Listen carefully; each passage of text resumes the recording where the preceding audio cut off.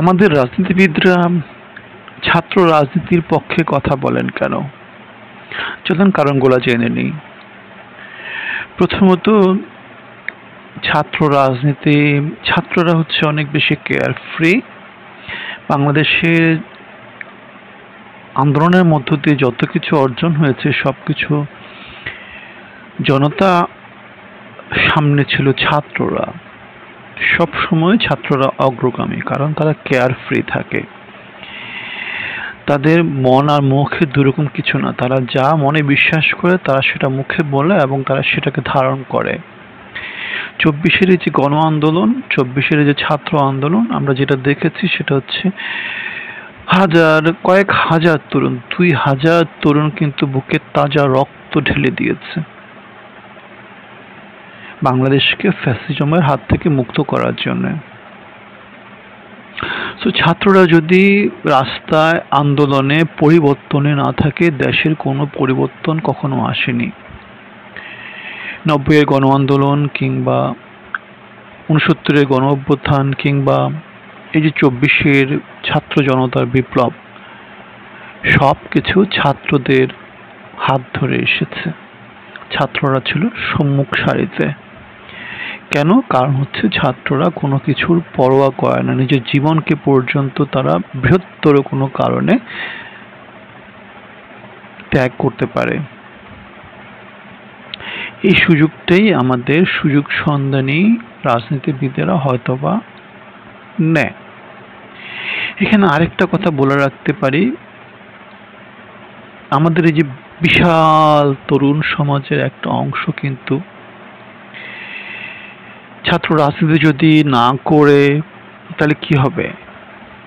তারা গঠনমূলক কোনো কিছু করার জন্য খুঁজবে, কিন্তু আমাদের বাংলাদেশ সরকার তাদেরকে গঠনমূলক কোনো কিছু করার মতো যে রিসোর্সগুলো দেওয়ার, যে অবকাঠামো দেওয়ার, সেই জিনিসটা তারা দিতে পারে না।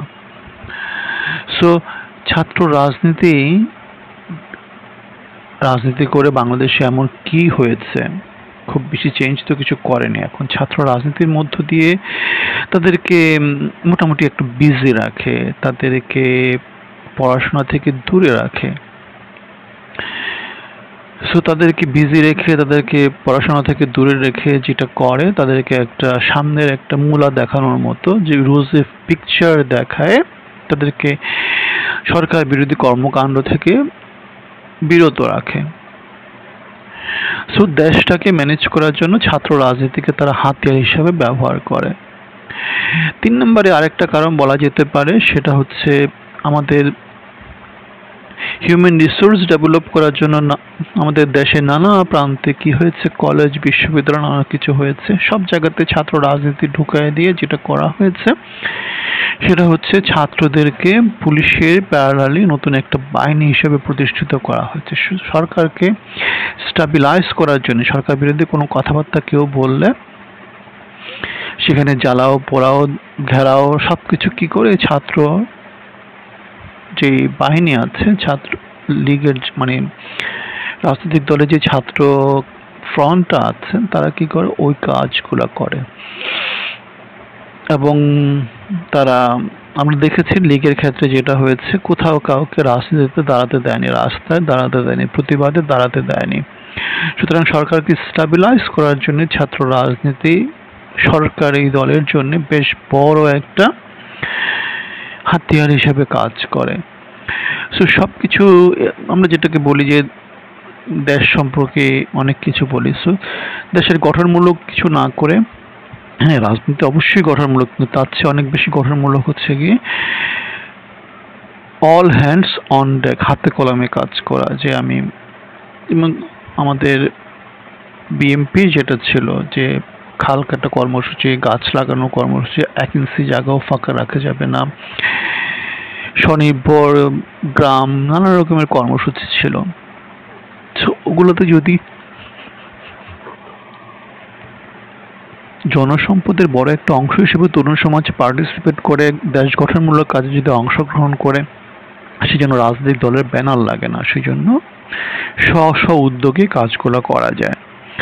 সো সারা দেশব্যাপী সরকারের বাণী প্রচার করার জন্য, সরকারকে স্টেবিলাইজ করার জন্য, সরকার বিরোধী শক্তিকে দমন করার জন্য রাজনৈতিক দলগুলোর যে ছাত্র উইংগুলো আছে সেই উইংগুলো কাজ করে। সেটা আমরা গত 15 বছরে ফ্যাসিজমের যে উত্থান সেটা ভিতর দিয়ে দেখেছি। সো ছাত্র সমাজকে ইউজ করে মোটামুটি রাজনৈতিক দলগুলো একটা আনফেয়ার অ্যাডভান্টেজ নেওয়ার চেষ্টা করে। সো সেটাই হচ্ছে গিয়ে ছাত্র রাজনীতি টিকে থাকার জন্যে রাজনৈতিক দলগুলোর খুব বড় একটা মোটিভেশন সেখানে, সেজন্য তারা না করে না। সো এই হচ্ছে আমার টেক। এখন আপনি কি বলেন? আপনার মতামতটা মন্তব্যে জানাতে ভুলবেন না। ধন্যবাদ।